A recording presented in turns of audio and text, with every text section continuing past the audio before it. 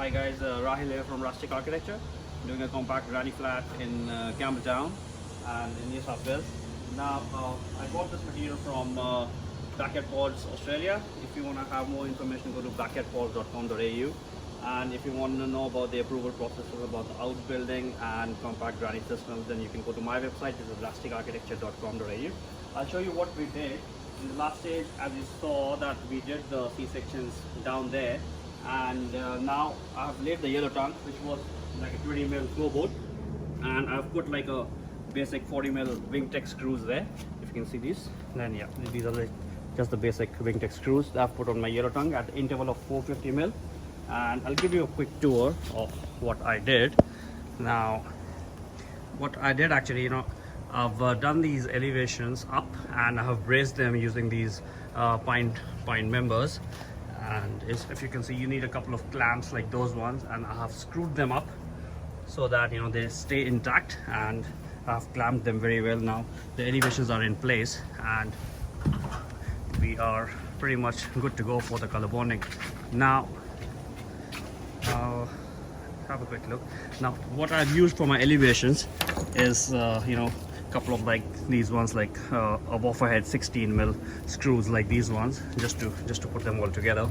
And if you want, you can probably use some nuts and bolts, but yeah, it's an optional thing, just for some extra strength. Probably some M8s like these ones, like probably 20 mm and 40 mm ones, and you need some sort of adapters like that, and yeah, some sort of socket gun like that. Now these are the basic tools you need, like 1.2 meter, I mean, spirit level, a caulking gun, because this max bond, or probably let's say Selly's yellow liquid nails or something, can go under the floorboard to put them on, and then you get on with your Wingtechs and caulking gun for that, couple of ratchets and wrenches and stuff, masking tape just to put on the sarking, because right before the color bond we're going to put this sarking for UV purposes, and this is going to act like a basic insulation. We'll be doing a Bradford insulation inside, which will be probably R1.2 or 2.5. I'm not really sure right now, but yeah, this is a basic insulation. And inside, just before the gyprock, I'll be doing Bradford system of insulation inside. Now yeah, another thing, just some clamps for the bracing, and AG gun, and yeah, gloves. So yeah, I mean, just make sure that working with this, just wear your proper PPE and follow the guideline and stuff. Now let's talk about the elevations. Actually, if you can see, we got 70 mm studs there and joined together to each other.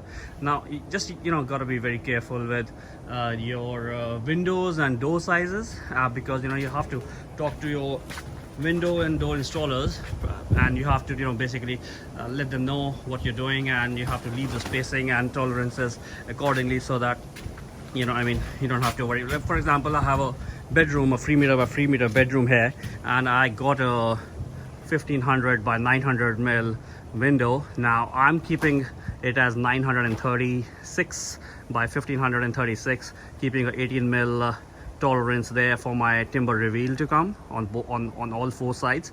So stuff like that you need to worry about in just before you screw the elevation together.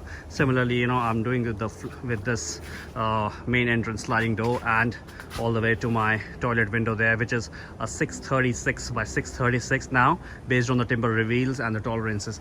Now yeah, the elevations are pretty strong, as we have used this builder strap and a pre-tensioning system. If you can see this one, now after screwing them up, you can just use the pre-tensioning system, and just tighten them manually while just checking the diagonals on them. So yeah, I think it's a great idea, because it comes out to be a square when you use these builder strap. Now if you can see, now that elevation is somewhere around 2.7 meters, and now that elevation is somewhere around 2.45 or something like that. Now if you can see, I have done a slope in a way so that I can attain probably around 4 to 5 degrees of slope. Now what I've done is, now that is around a 2.7 meter stud there, and I'm reducing 50 mil each way. So the next one up becomes 2650 to 2600 to 2550. So I'm based on that, I'm following my slope. Now all this material has been provided by Backyard Pods, and the instructions were given very accurately.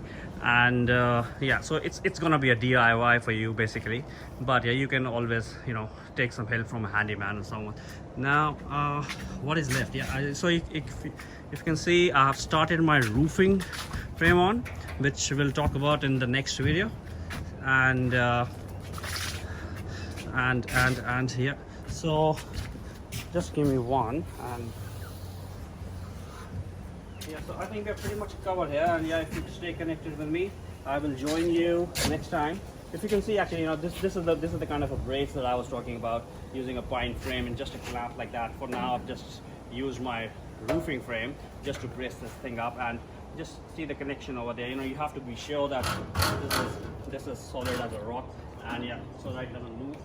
And yeah, once you have the nuts and bolts in place, like, you know, these are the kind of bolts that I was talking about, which is like an optional accessory. I mean, just like an optional thing.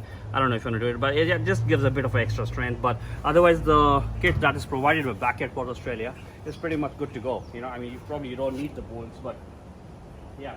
So I will be joining you again when I put the roofing on and when I'll do the color bonding. So that's gonna be my next video. Stay connected. Be in touch. Cheers, guys.